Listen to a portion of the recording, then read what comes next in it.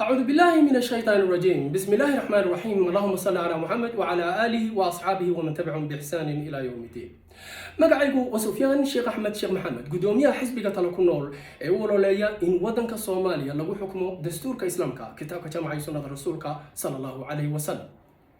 Waxa inala soo gudboonaatay muddadii aan ku jirnay ololahaas su'aal ayna soo weydiiyeen dad fara badan oo shacabka Soomaaliyeed gaar ahaan taageerayaasha xisbiga talo ku nool. waxayna su'aashaasi tahay maxaa keenay in anagoo dad Islaam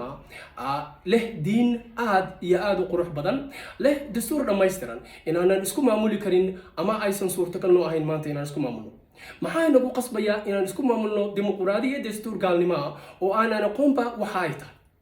yaa inoo diidan inaan sidaas samayno? maxay taa sababta keenaysa inaan doorano dastuur caynaya diinteena Islaamka bal caynaya rasuulullaahi sallallahu alayhi wa sallam?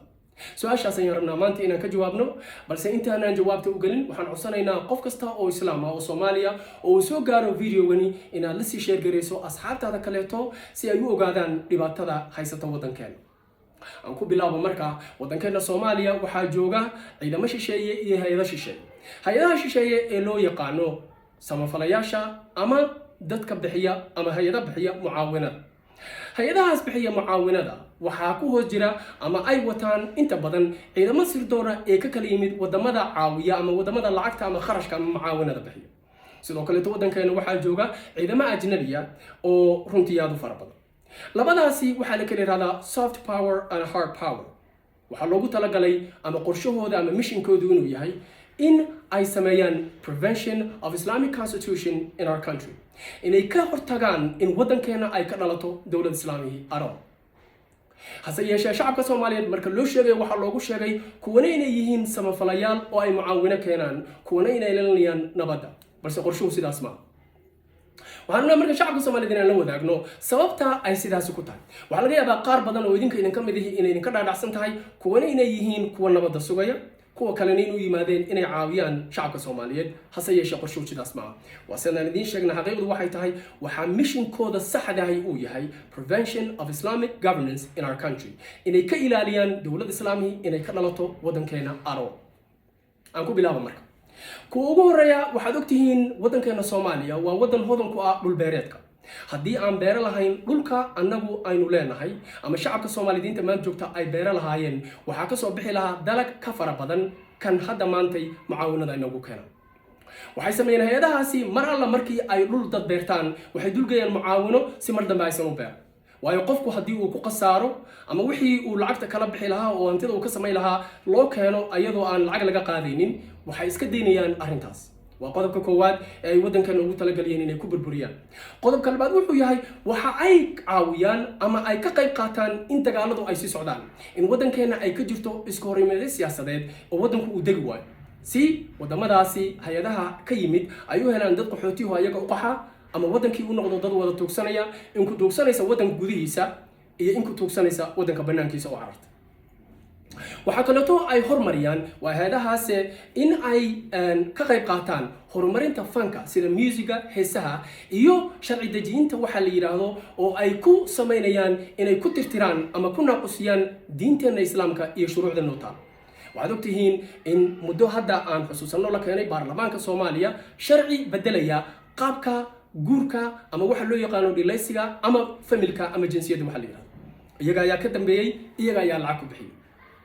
dhammaan intaas oo dhani waa qaybaha kamida iyo qaybo kale oo qarsoon oo aan ogeyn, waa qayb kamida qaabka ay ula dagaalamayaan diinteena Islaamka.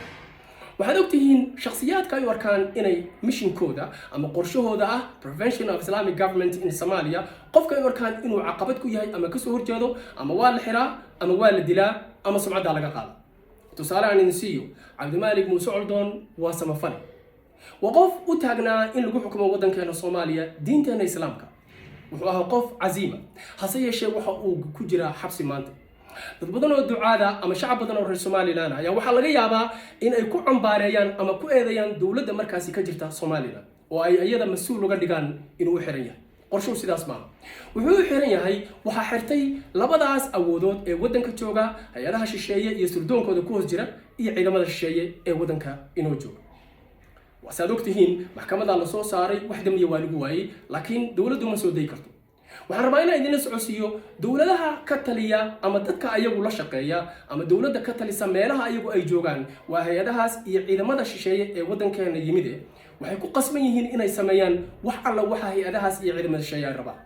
iyagu meel gadaal ay u fadhiyaan waxaa loo sheegaa qaabkay wax u maamuli lahaayeen haddee sidaas u maamulina iyagana waa laga takhalusaya sidaa daraaddeed dowladda somalilan ma soo day karto ninka la yidhaahdo ilaahay ha shafee cabdimaalik muuse coldoon ma soo day karto waayo uma xirna isaga wuxuu xiran yahay hay-adaha shisheeye ee samafalka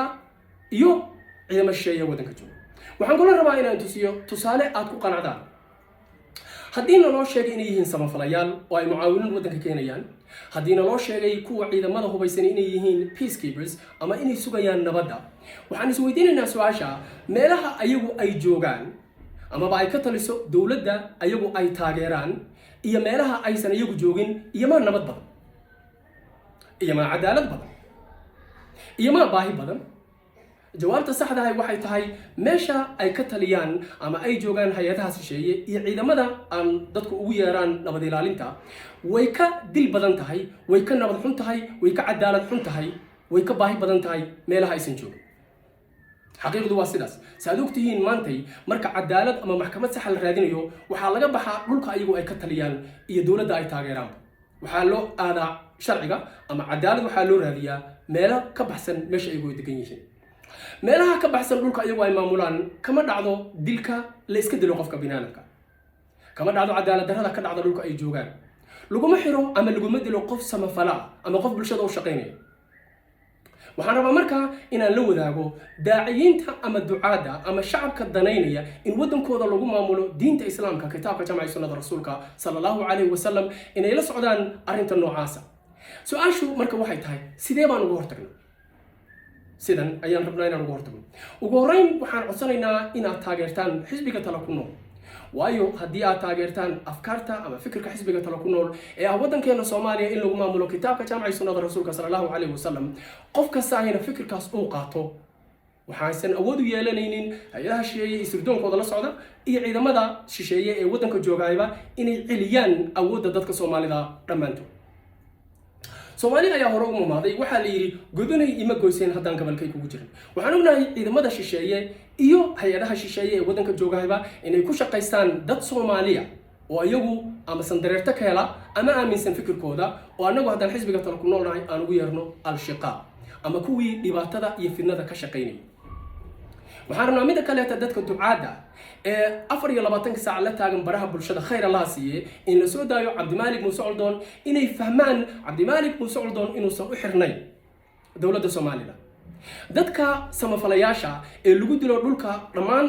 dhulalka Soomaaliya inaysan dilin shakhsiyaadka loo haysto bal inay ka dambeeyeen dilkooda inay ka dambeeyeen hay'adaha samafalka waayo waxay fargeliyeen shaqadii ayagu ay lahaayeen waxay ka soo horjeesteen missionkii ay lahaayeen ciidamada shisheeye iyo hay-adaha shisheeye waddankeena jooga ee ahaa in ay sameeyaan prevention of Islamic governance in our country inay ka hortagaan in lagu maamulo ama waddankeena ay ka dhalato dowlad islaam sidaa daraaddeed waxaad ogtihiin dad badan oo samafalayaala oo dhinteen dad badan oo ducaada oo la dilay waxaa ku jira dad badan oo maanta xabsiyada ku jira oo aan idinkaga sheegay cabdimaalik muuse coldoon ilaahay ha sharfee inuu ka mid yahay waxaan rabaa marka dadka ducaadda ahi in ay fahmaan dhibaatadu meesha ay ka jirto ah haddii aad rabto cabdimaalik muuse coldoon iyo dadka la mid a ama adigaba maadaama aad tahay daaci inaan lagu taaban ama aan lagu dilinin xalku waxa uu yahay inaad marka hore awoodda saarto inaad ugu yeerto shacabka Soomaaliyeed in ay raadiyaan ama ay doortaan in lagu maamulo dastuurka islaamka kitaabka jamci sunnada rasuulka sallallahu alayhi wasallam haddii aad saas samayn weyso waxaa taa qof dusha ka dhayaya boog hoos ka quruntay mana dawoobayso waxaa la rabaa boogta dilaaci kadibna daaweey arrintaasina waxay tahay inaad ku ololayso ama u ololayso ama dadka Soomaaliyeed ku tartansiiso in ay doortaan in waddankeena Soomaaliya lagu xukumo dastuurka islaamka kitaabka jamci sunnada rasuulka waxaan rabaa shacabka Soomaaliyeed inay halka dhig ka dhigtaan ama halku dhigoodu uu yahay ducaadda iyo shacabka Soomaaliyeedba inay halku dhigoodu uu noqdo dastuurka islaamku waana xaq waana xal dastuurka islaamku dhibaatooyinka in haya dhammaantood daawooyin hadday noqoto qabyaaladda hadday noqoto musuqmaasuqa hadday noqoto dadkoo la iska dilayo hadday noqoto nabad la'aanta hadday noqoto baahida in haysa hadday noqoto jahliga in ugu habsaday dhammaantood waxa uu daawaa dastuurka islaamka sidoo kalena dastuurka islaamka ahi waa xaq ومدي الله سبحانه وتعالى ونقعد دون صدي ونكونها دومريسا ووحي نقدر إسلام إننا waxaan rabaa sidaa daraaddeed inay shacabka Soomaaliyeed ku fakaraan ama markasta niyadda lagu hayo inay u ololeeyaan inay doortaan qaabkii aan wadankeena uga hirgeli lahayn inaan ku maamultano ama ku dhaqanno isku xukunno dastuurka islaamka kitaabka jamacada sunnada rasuulka sallallahu alayhi wasallam waxaan rabaa shacabka Soomaaliyeed inay xusuustaan halku dhiga tala ku nool oo ah markasta dastuurka islaamku waana xaq waana xal waxaan jeclahay dhalinyarada ducaada ama dadka diinta jecel inay sameeyaan hashtag ay ugu magac daraan dastuurka islaamku waana xaq waana xal ama ba ay yiraahdaan